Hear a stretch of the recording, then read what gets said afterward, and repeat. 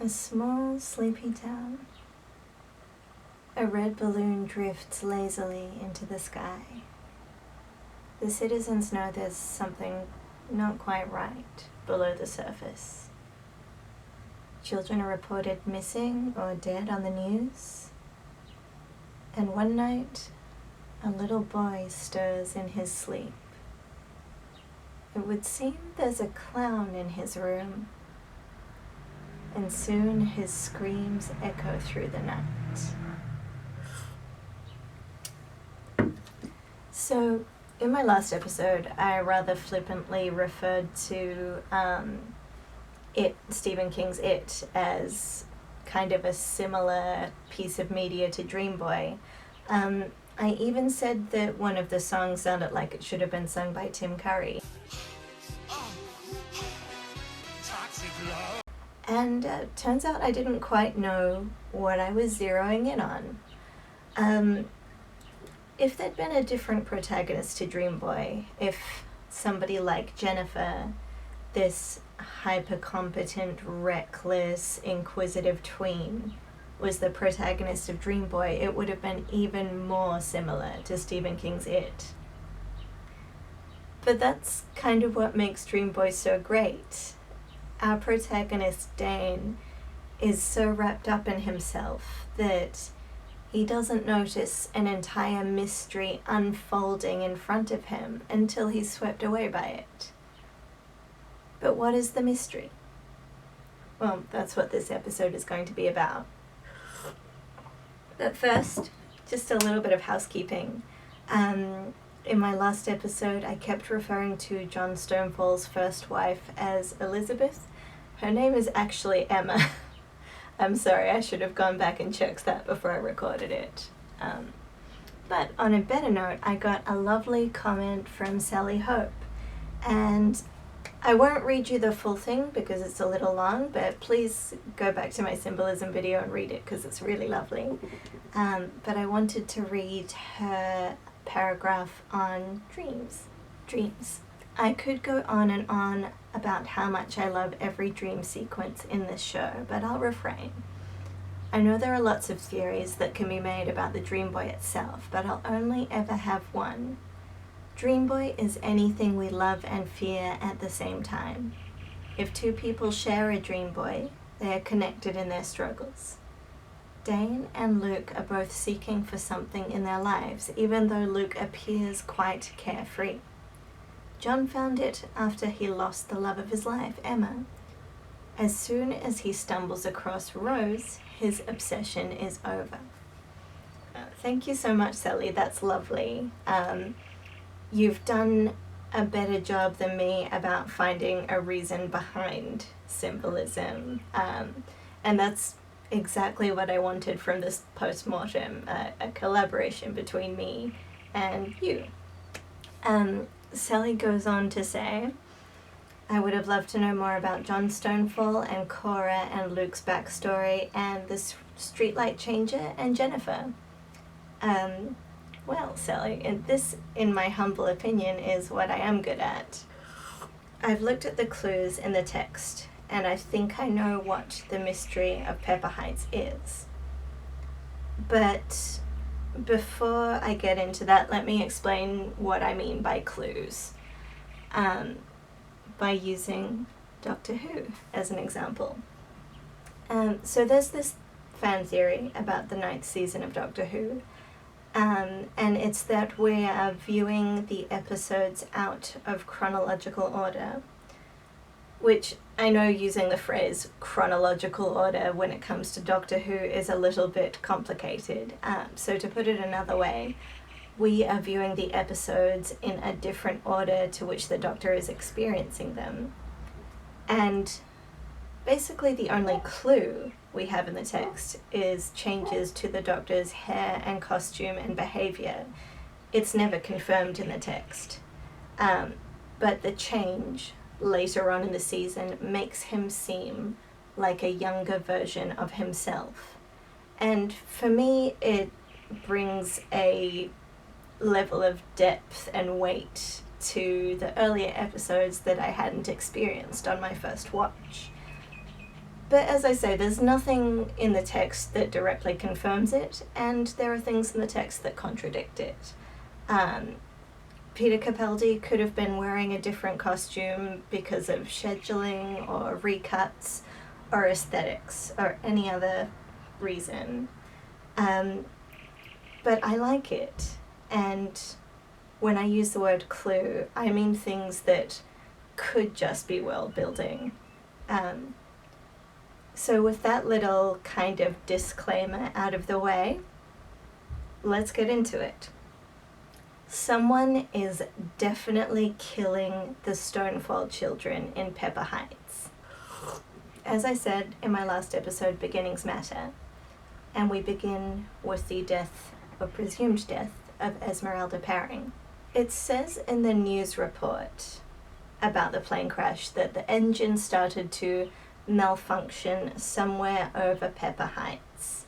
And engines malfunction all the time, right? But not at the beginning of a mystery story. So somebody definitely sabotaged the engine of that airplane. And also, the only other detail we know about the crash actually comes from a daydream that's had by Dane, and I'd like to read you the text from that section of the show. I think of that man, slumped over in the crushed cockpit, his daughter trapped in the back seat behind him, and suddenly I feel like I'm in that back seat, unable to move, looking at the back of my dad's head, his blood like ribbons of red silk in the water. And then I just have this feeling in my gut. I just know that they're never going to find this plane. They will never find Esmeralda Paring. She'll be down there alone forever. That's vivid, right? But it's only a daydream. Or is it? So Dane has this incredibly vivid daydream right after he receives one of Cora de la Rocha's cakes. And we know that those cakes are tied very specifically to her ability to see people's deaths. So it could be when I tried to say Dane and cake. So it could be when Dane opened up the cake box and was hit by that initial smell of the cake, that a little bit of Cora's powers rubbed off on him. And so if we're to take this daydream as being having a little more truth to it than a regular daydream, then we know that Esmeralda's father was already unconscious or dead as the plane was sinking below the water. Now, that could just be because he hit his head on impact. Or it could be that somebody made sure that he was unable to bail them out of the plane when it started to malfunction, or try and get his daughter out of the plane when it was sinking below the water. Okay. And we know Esmeralda is a Stonefall because it's explicitly said in the first episode. She is John Stonefall's maybe just great-granddaughter. She's related to him. But why do I think somebody is killing off multiple Stonefall children? Well, who else died? We know that Ian Harris died, but we don't know for sure that he's a Stonefall, and we don't think he's murdered, right? Well, let's look at the clues. First of all, we only are ever told one thing about Ian Harris, and that is that he is rich. And if you live in Pepper Heights and you have money, then the money comes from the Stonefalls. Could come from somewhere else, but this is a story, and these words mean things. So Ian is rich, so he's probably a Stonefall. But we are led to believe that Ian's death was a tragic incident involving a wild animal, that Ian snuck into Zoe's enclosure under the cover of darkness and she mauled him to death.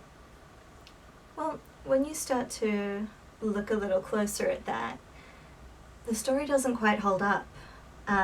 First of all, pictures are it didn't happen. We only get second and third hand accounts of Ian's death, and always from people who have an agenda. The Save Zoe crowd, the Not Girl Scouts, the What About Ian crowd, everybody has their own version of what happened to Ian. And what Dane is able to piece together from all these accounts is that Ian snuck into Zoe's enclosure in the middle of the night because it's something that is done by high school boys. But Ian's not in high school. And if it's such a long-standing tradition, and Zoe is so adverse to people sneaking into her enclosure, then why hasn't there been an incident before this? It can't just be that high school boys are bigger and faster than Ian, right? No, I think that whoever killed Ian knew about this tradition, even though it didn't quite fit Ian's age group. They decided to dump Ian's body into Zoe's enclosure to make sure it looked like Zoe had killed him, to cover up their murder. So that's 2 Stonefall children murdered. Who's next? I think it's Luke. Now, I know Luke is not wealthy. He does not come from money. But he grew up in Pepper Heights. He talks about going to the zoo when he was little and then spending time at the pipe when he was a little older. So he spent a significant part of his childhood in Pepper Heights, if not his whole childhood. And even though he doesn't come from money, the first episode says that Stonefalls stayed in Pepper Heights and bred like rabbits. So there's a good chance that there are branches of the Stonefall family with more money than others. So I think Luke is a Stonefall. And we know he's in danger of dying. Now, in the episode where he was knocked unconscious in the Forgotten Sea exhibition, and we're led to believe that that somehow fulfilled or subverted Cora's prophecy, I think that was meant to just lull us into a false sense of security, and I think Luke is still in danger from whoever is picking off the Stonefall children. So that's the mystery. Somebody's killing the Stonefall children. I have some ideas about who's doing it and why, but that'll have to wait for next month. So let me know what you think. If you think I'm on the right track, if you think I'm pushing it, or if you have another theory about what's going on in Pepper Heights. I would love to know what you think, so let me know in the comments below. Subscribe so you can see the next video, and I'll see you in a month or so.